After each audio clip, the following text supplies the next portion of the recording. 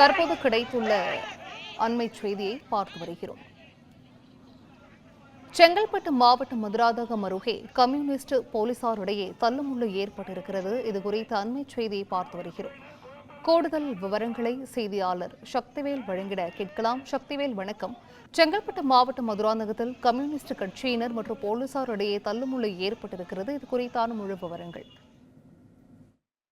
நிச்சயமாக வணக்கம் சிந்து. விவசாயிகள், தொழிலாளர்கள் மக்கள் விரோத கொள்கையை கண்டித்து அகில இந்திய வேலை நிறுத்தத்தில் கம்யூனிஸ்ட் கட்சியினர் தமிழகம் முழுவதும் இன்று மறியல் போராட்டம் செய்து வருகின்றனர். இதன் தொடர்ச்சியாக மதுராந்தகத்தில் 200க்கும் மேற்பட்ட கம்யூனிஸ்ட் கட்சியினர் கட்சி அலுவலகத்தில் இருந்து கொடியுடன் சென்று மத்திய அரசை கண்டித்து கோஷங்களை எழுப்பி ஆர்ப்பாட்டத்தில் ஈடுபட்டனர்.